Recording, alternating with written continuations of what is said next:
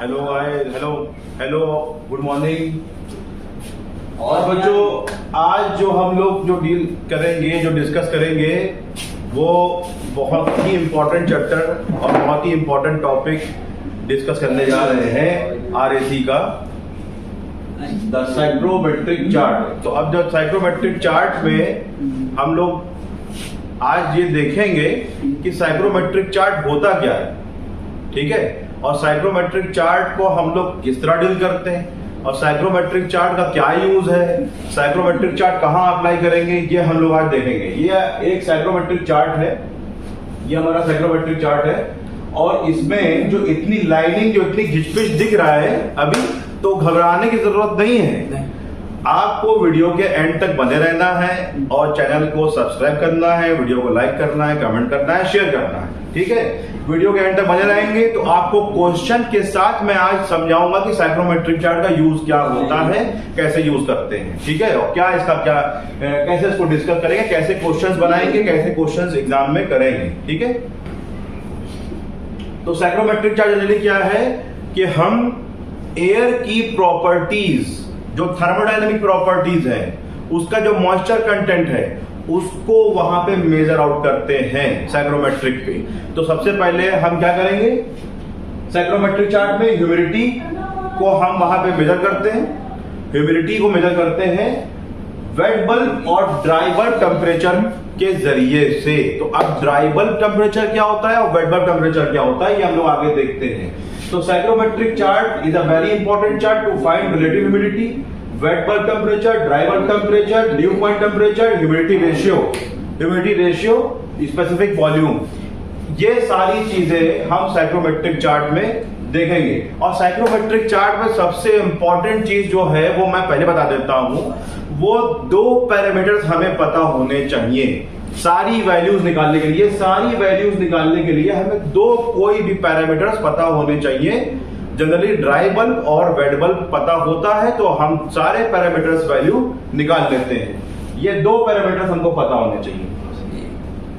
फिर नेक्स्ट, जब ये दो पैरामीटर हमको पता हो जाएंगे तो हम सारे की सारी स्टडी साइक्रोमेट्रिक चार्ट में कर लेंगे। This chart is very useful in the field of HVAC because when we start to take heat load, जब हम हीट लोड किसी भी बिल्डिंग का, किसी भी रूम में निकालते हैं तो वहां पे हमें साइक्रोमेट्रिक चार्ट से पता चलता है कि उस कमरे की, उस बिल्डिंग में, उस रूम की कितनी ह्यूमिडिटी है, वहां पे कितना मॉइस्चर कंटेंट मौजूद है।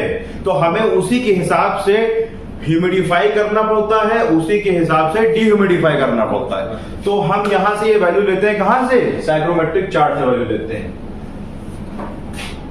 अब ये सबसे पहला साइक्रोमेट्रिक चार्ट को मैंने अलग से समझाने के लिए बताया, ये है हमारा ड्राई बल्ब टेम्परेचर की लाइन। ये हमारी वर्टिकल लाइन है जो ड्राई बल्ब टेम्परेचर में हमारे साइक्रोमेट्रिक चार्ट में हमको मिलेगी। ये हमारा साइक्रोमेट्रिक चार्ट हो गया। और इसमें जो हमारी वर्टिकल लाइन है, जो इसमें हमारी वर्टिकल लाइन है, वो ड्राई बल्ब टेम्परेचर है। जो वर्टिकल लाइन है वो है ड्राई बल्ब टेम्परेचर।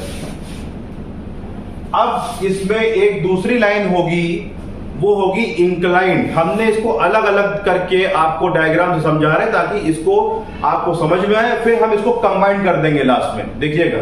अब इसमें जो इंक्लाइंड होगी, इंक्लाइंड वो कौन सी है, वेट बल्ब टेम्परेचर है, temperature which measure wrapping a wet cloth on thermometer. कैसे निकलता है ये, हमने स्लिंग साइक्रोमीटर हुआ, वो मैं नेक्स्ट वीडियो में बना दूंगा, दिखा दूंगा आपको। स्लिंग साइक्रोमीटर में क्या होता है, जब हम उसको, उसमें दो बल्ब होते हैं, एक होता है ड्राई बल्ब, एक होता है वेट बल्ब।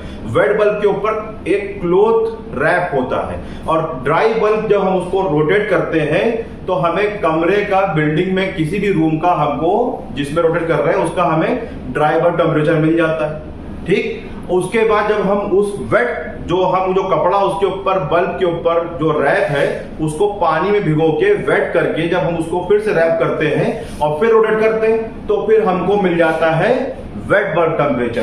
तो दो टेम्परेचर हमको मिलते हैं बच्चा स्लिंग साइक्रोमीटर से। स्लिंग साइक्रोमीटर क्या होता है वो मैं आपको बता दूंगा। ये है वेट बल्ब टेम्परेचर। इसके बाद ह्यूमिडिटी रेशियो आएगा। ह्यूमिडिटी रेशियो क्या है, gram of water per gram of dry air. Vapor is also measured in grains. यानी ह्यूमिडिटी रेशियो क्या है, वाटर वेपर का कंटेंट हर एक वाटर मॉलिक्यूल में, एक जो जितना भी एयर मॉलिक्यूल है उसके अंदर कितना वाटर वेपर हमारा मौजूद है, ये कहलाएगा ह्यूमिडिटी रेशियो या एब्सोल्यूट ह्यूमिडिटी। देखिए फॉर्मूला मैंने शॉर्ट डेफिनेशन करके लिख दिया है, ग्राम ऑफ वाटर पर gram of dry air, 1 gram of water पर ग्राम ऑफ ड्राई एयर। तो ये हमारी ह्यूमिडिटी रेशियो, ये इधर मेंशन होगा, ये सीधे ये हॉरिजॉन्टल लाइन होगी, ये हमारी ह्यूमिडिटी रेशियो की लाइन होगी। ठीक, अब इसमें आगे रिलेटिव ह्यूमिडिटी। रिलेटिव ह्यूमिडिटी क्या है, this is the amount of air in the form of percentage. अब कितना अमाउंट ऑफ एयर हमारा वहां मौजूद है मॉइस्चर कंटेंट में परसेंटेज फॉर्म में, ये है रिलेटिव ह्यूमिडिटी। और साइक्रोमेट्रिक चार्ट का इसको मेंशन कैसे किया है, देखिए कर्व लाइन, ये हमारा सैचुरेटेड पॉइंट है, ये सैचुरेटेड पॉइंट यानी कि अब सैचुरेटेड पॉइंट क्या होगा, सैचुरेटेड पॉइंट क्या होगा, अब इससे ज्यादा हम एयर में वाटर वेपर कंटेंट को ऐड नहीं कर सकते। Saturation point is the final point, या कह सकते हैं कि अब उससे ज्यादा हम उसको अब वाटर वेपर में ऐड नहीं कर सकते। तो ये सैचुरेशन लाइन ये शो कर रही है, ये 100%, यानी अब पूरे एटमॉस्फेयर में ह्यूमिडिटी 100% हो गई है। अब ज्यादा उसमें हम वाटर वेपर कंटेंट को अब ऐड नहीं कर सकते, यानी कि हम नमी को और हवा में नमी और ऐड नहीं हो सकती। इसका मतलब ये है सैचुरेशन लाइन का 100% जो शो कर रहा है, इसका मतलब ये हवा में नमी और इससे ज्यादा नहीं बढ़ सकती। ये सब नमी शो कर रहा है, इसका परसेंटेज 10%, 20%, 60%, ये सैचुरेशन लाइन देखिए 100%, यानी अब इससे ज्यादा नमी हवा में हमारे एटमॉस्फेयर में नहीं हो सकती। यह सैचुरेशन लाइन शो कर रहा है। अब इसके बाद जब हमने निकाला ड्यू पॉइंट टेम्परेचर, तो ड्यू पॉइंट टेम्परेचर ही सैचुरेशन लाइन पे निकलेगा। और ये जो हमारा जो ग्राफ है, ये वेट बल्ब टेम्परेचर ग्राफ है। वेट बल्ब टेम्परेचर से ही हमें ड्यू पॉइंट टेम्परेचर मिल जाएगा। कैसे होगा, ये लाइन जो हमने अभी आपको दिखाई कैसी लाइन थी, याद करिए, उसको देखिएगा वीडियो। ड्राई बल्ब टेम्परेचर की लाइन थी, ये जो लाइन थी कैसी लाइन थी, ये था ह्यूमिडिटी रेशियो की लाइन थी। दोनों को मैंने इस पॉइंट पे कट किया, इंटरसेक्ट किया, इसको मैंने आगे बढ़ा दिया, एक्सटेंड किया, ये जहां मिला यही मेरा क्या है, ड्यू पॉइंट टेम्परेचर है। ड्यू पॉइंट टेम्परेचर क्या होगा, it is the temperature of saturated air. Saturated air मतलब क्या है, एयर के अंदर जो वाटर वेपर कंटेंट मौजूद है उसका टेम्परेचर है। ये जो वाटर वेपर कंटेंट एयर में मौजूद है उसका टेम्परेचर देगा हमको क्या, ड्यू पॉइंट टेम्परेचर देगा। एयर में जो वाटर वेपर कंटेंट मौजूद है, क्या लिखा हुआ है, it is the temperature of saturated air. ठीक है, अब आगे देखिए, इसको मैंने थोड़ा सा और एक्सप्लेन करने की कोशिश की है। तो स्पेसिफिक वॉल्यूम क्या, इट इज द वॉल्यूम पर gram of dry air. Dry air का जो पर ग्राम वॉल्यूम होगा वो कहलाएगा स्पेसिफिक वॉल्यूम। अब ये स्पेसिफिक वॉल्यूम हो गया। एंथैल्पी क्या है, it is the amount of heat present पर ग्राम ऑफ एयर, यानी टोटल हीट जो एयर के अंदर मौजूद है, सेंसिबल प्लस लेटेंट हीट को प्लस कर देंगे तो वहां पे हमको एंथैल्पी मिल जाएगा, यानी टोटल हीट मिल जाएगा। तो अब ये देखिए, ये जो लाइन है ये है स्पेसिफिक वॉल्यूम। ये आपने देखी थी वेट बल्ब टेम्परेचर। ये जो देख रहे हैं आप, थोड़ा सा और आगे बढ़ा देंगे, ब्लू लाइन देख रहे हैं हम लोग। तो ये जो है, ये हमारा एंथैल्पी है, 60 जूल पर ग्राम, 80 जूल पर ग्राम, 100 जूल पर ग्राम। ये क्या है हमारा, ये एंथैल्पी है। और ये क्या है हमारा 0.90 मीटर क्यूब पर ग्राम, ये हमारा स्पेसिफिक वॉल्यूम हो गया। अब इसमें हमने थोड़ा सा और इस पे कॉम्बिनेशन किया है। अब ये आप देखिए, इसमें रिलेटिव ह्यूमिडिटी भी है, इसमें ड्राई बल्ब टेम्परेचर भी है, इसमें वेट बल्ब टेम्परेचर भी है, और इसमें एंथैल्पी भी है और ह्यूमिडिटी रेशियो भी है। ये पूरा साइक्रोमेट्रिक चार्ट का एक एग्जांपल है। अब आगे क्वेश्चन आ गया। मैंने कहा था एग्जांपल मैं कराने के बाद क्वेश्चन आपको कराऊंगा कि अब देखिए मैंने क्या किया, स्लिंग साइक्रोमीटर से मैंने घुमाया और स्लिंग साइक्रोमीटर से हमें ड्राई बल्ब मिल गया 30 डिग्री सेंटीग्रेड। और वेट बल्ब कैसे मिला, जब हमने उसके बल्ब को वेट किया और फिर रोटेट किया, उसको फिर रोटेट किया तो वह क्या मिल गया हमको? वेट बल्ब टेम्परेचर 25 मिल गया। स्लिंग साइक्रोमीटर क्या होता है वो हम वीडियो में भी आपको दिखा देंगे कि इस तरह से स्लिंग साइक्रोमीटर में दो बल्ब होते हैं कि उसमें एक बल्ब से हमको ड्राई बल्ब मिलता है टेम्परेचर, दूसरे बल्ब से जिसमें कपड़ा रैप होता है उसको भिगो के लगाते हैं तो हमको मिलता है वेट बल्ब टेम्परेचर। दो टेम्परेचर हमको मिल गए।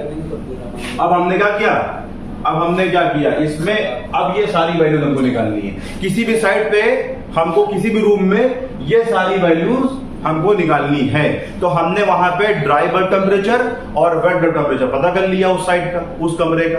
अब ये सारी वैल्यूज हमको निकालनी है। अब जब हमने सारी ये वैल्यू दोनों निकाल लिया तो अब क्या हुआ? अब देखिए ये ड्राई बल्ब टेम्परेचर है, ये हमारा वेट बल्ब टेम्परेचर है। कितना था? 25। ये 25 हो गया। अब यहाँ पे रिलेटिव ह्यूमिडिटी देखिए कितना आ रहा है, ये देखिए जो इससे इसी पॉइंट से होके जो कर्व जा रहा है हमारा वही हम वहां ले लेंगे। अब ये हमारा कर्व के बीच में एक है 60 एक है 70, उसके बीच का पॉइंट ये है तो 68 हो जाएगा। ह्यूमिडिटी, अगर स्पेसिफिक ह्यूमिडिटी की बात करें यानी ह्यूमिडिटी रेशियो भी कहते हैं उसको, स्पेसिफिक ह्यूमिडिटी भी कहते हैं, तो इसी पॉइंट से निकलेगा। ठीक है। अब ड्यू पॉइंट टेम्परेचर मैंने क्या बताया था, इसी पॉइंट से आगे बढ़ा देंगे तो वो क्या देगा? ये हमारा देगा ड्यू पॉइंट टेम्परेचर। यहां हमने मेजर कर लिया, ये 20 है, ये 25 है, तो यहां पे पॉइंट मेरा आ रहा है तो ये 23.5 हो गया। स्पेसिफिक वॉल्यूम मुझे निकालना है तो इसी पॉइंट से स्पेसिफिक वॉल्यूम भी निकाल लेंगे। देखिए ये स्पेसिफिक वॉल्यूम है, एक ये स्पेसिफिक वॉल्यूम है, तो अब ये बीच में पॉइंट आ रहा है तो बीच में पॉइंट ये इसमें आपने स्पेसिफिक वॉल्यूम निकाल लिया। एंथैल्पी निकालना है तो एंथैल्पी देखिए ये 60 है और ये 80 है, तो ये बीच में पॉइंट आ रहा है तो 75 जूल पर ग्राम हो गया। इस तरह से हम पूरे कमरे का जो प्रॉपर्टीज हैं थर्मोडायनेमिक प्रॉपर्टीज उसको हम साइक्रोमेट्रिक चार्ट यूज करके निकाल लेंगे। तो अब कैसे निकाला? ये सारी चीजें हमने निकाली जब दो पैरामीटर्स हमें पता चले। दो पैरामीटर कौन कौन से थे? ड्राई बल्ब और वेट बल्ब। किससे निकाला बच्चा? ये हमने निकाला स्लिंग साइक्रोमीटर से निकाला। ये मैं दिखा दूंगा। अब इसमें ये क्वेश्चन हमने, ये भी क्वेश्चन IITI में और डिप्लोमा में पूछता है और बहुत ज्यादा पूछता है। देखिए अगर यही ड्यू पॉइंट हमारा राइट साइड शिफ्ट होगा तो हीटिंग हो जाएगी। अगर यही ड्यू पॉइंट हमारा कहां शिफ्ट हो जाएगा? लेफ्ट साइड शिफ्ट होगा तो कूलिंग होगी।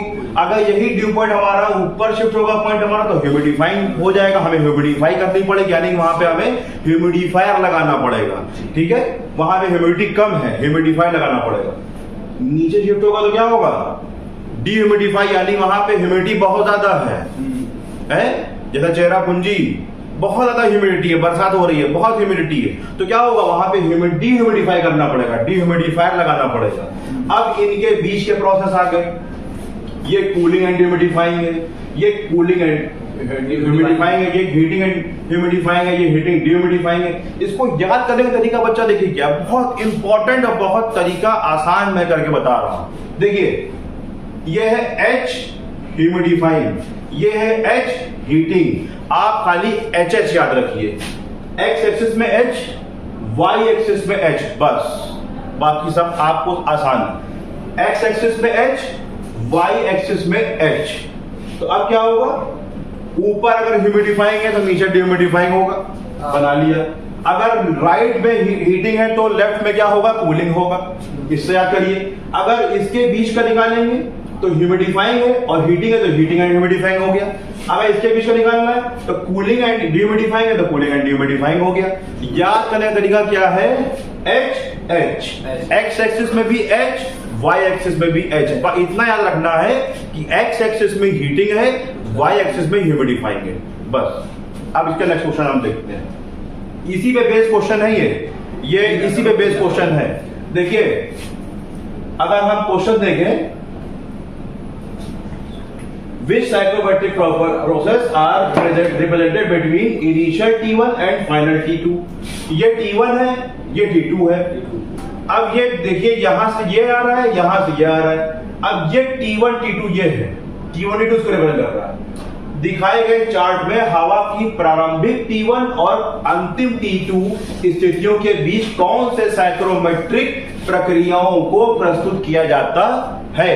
तो अब देखिए T1 से T2 कहां आ रहा है, ये आ रहा है, ये पूरा प्रोसेस ऐसा आ रहा है। अभी आप पिछला ग्राफ वीडियो को पीछे करके देखिएगा तो पता चलेगा ये इधर का जो इधर का हमारा ग्राफ प्रोसेस है, जो इधर का हमारा ग्राफ प्रोसेस है वो क्या है, जो इधर की हमारा ग्राफ प्रोसेस है, जो ये प्रोसेस है वो क्या है, कूलिंग एंड ह्यूमिडिफिकेशन भी नहीं है, हीटिंग एंड ह्यूमिडिफिकेशन भी नहीं। क्योंकि वाई एक्सिस पे क्या था, वाई एक्सिस पे क्या था, वाई एक्सिस पे वहां था ह्यूमिडिफाइंग और एक्स एक्सिस पे क्या था, हीटिंग था। तो अब ये ऐसे आ रहा है, एक बार पीछे रिकॉल करिए, ये ऐसे आ रहा है।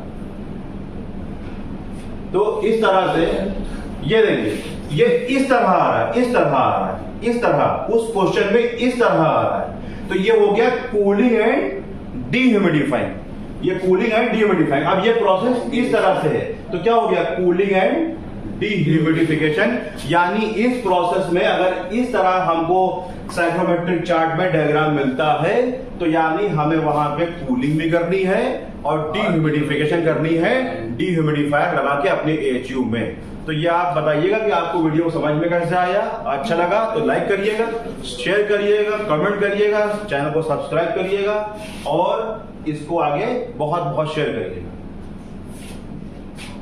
Thank you.